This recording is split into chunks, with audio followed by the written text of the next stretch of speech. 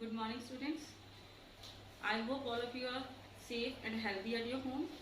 Today we are going to discuss our fourth chapter of your biology. The name of the chapter is the flower. Now children, what is flower? Flower is a specialized shoot that is modified into different floral parts. So today in detail we will be discussing about the various parts of the flower and the terms related with it. So students, let us begin the chapter. Now basically before discussing about the structure of a bisexual flower, first of all we have to discuss some important definitions. So like here the first definition is about the complete and incomplete flower. Now what is complete flower? Complete flower is also called perfect flower, is one which contain all the four floral structures. Now what are the main four floral structures? You must be knowing there are sepals, petals, then is gynoecium and androecium. So if any flower that is having all that four floral structures are there, that flower is called as the complete flower. Whereas if any one or more set of floral structures are missing on any flower, that flower is known as incomplete or imperfect flower. Now second important terms comes, that is what are the essential and non-essential parts of the flower. So first, what are the essential parts? The essential parts of flower are those that are directly concerned with the reproduction. Reproduction means directly concerned with the process of fertilization. So they mainly consist of two parts, that is the stamen, which is the male part in the flower, and the carpel, that is the female part. And the non-essential parts, they are known as accessory parts, which are simply, we can call them as the helping parts that protect the flower in the reproductive stage or make the flower attractive for the pollination. Okay, now next definition which we are going to discuss is perianth. What is perianth? Now, in some cases, the sepals and petals are undifferentiated. Means we cannot distinguish that these are the sepals and these are the petals. They are fused together. So that condition is known as the perianth. And the condition in which the perianth is non-green, that is described as petaloids. And when the perianth is green, just like the sepal, that condition is described as sepaloid perianth. So these are the important definitions which can be asked in 1 mark question in the exams. Now next come bracts. Now what are bracts? You can look here, this is flower given of the bougainvillea. Now when a flower arises on an axil of a leaf-like structure, you can see here the flowers are rising on leaf-like structure. These are known as bracts. So they may be green like ordinary leaves. So these are the bracts. So you can see here they are green at ordinary times, or all times they can be colored also. And these colored, we can say normally we consider the purple color, these leaflets are of bougainvillea flower, but actually these small tiny yellow flowers which are coming, these are the flower. Actual flower is this one. Next come the nectaries. Now what are nectaries? Nectaries are the small glands which are present at the base of the flower. So you can see here at the base it is present. And basically their function is they store the nectar. Now what is nectar? Nectar is a thick fluid which is being sucked by the bees, which is sweet. So these nectar attract the insects like honeybee for the cross pollination. So these were the main definitions. Next we are going to discuss about the sexuality in the flowers. Now basically flowers are classified in three main terms: male, female and bisexual flowers. So children, first of all we should know what are the male parts of the flower, what are the female parts of the flower.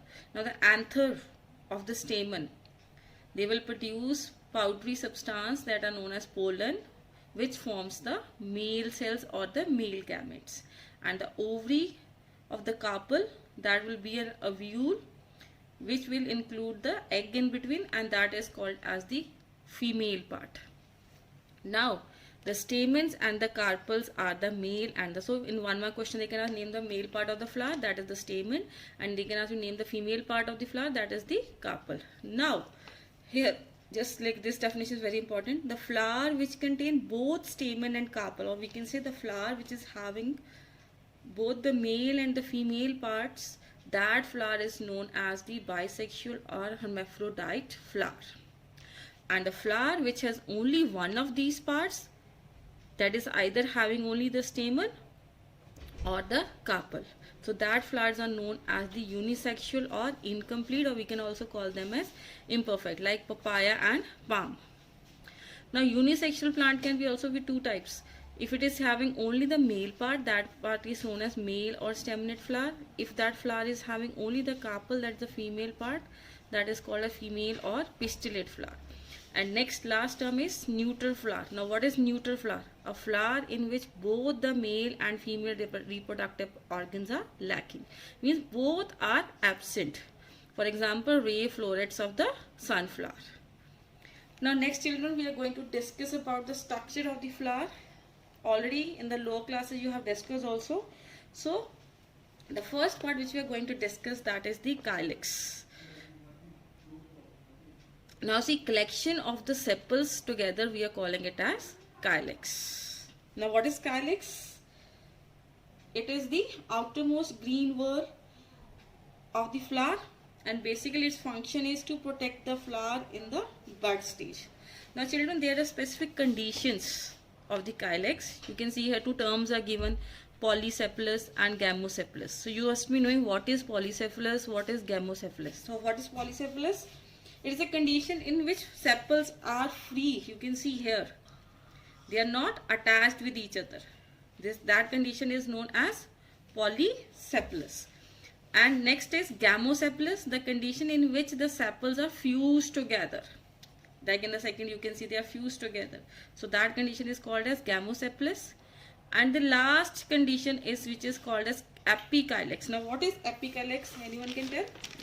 Now epicalyx is sometimes some flower have floral structure beneath their sepals. Means they will be having an additional fifth whorl. That fifth whorl is known as the epicalyx. And already I have discussed their function. They protect the young flower in the bud stage, and when they are green, they are also performing process of photosynthesis.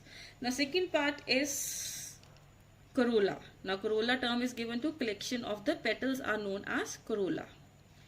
Now what are petals? They are brightly colored part of the flower, and it's because they are brightly colored, so their main function is to attract the insect for the cross pollination. Now here also they are having two conditions, that is polypetalous and gamopetalous. Now what is polypetalous? A condition in which petals are free, and gamopetalous, the condition in which the petals are fused. Now we are going to discuss about the third part of the flower, that is the androecium, or the male part of the flower. Now androecium, it is also called as stamen. Now what is androecium? That is already discussed. It is the male part of the flower. Now children, it is having two main parts, that it having a thread-like structure that is known as a filament, and a bilobe structure that is known as the anther.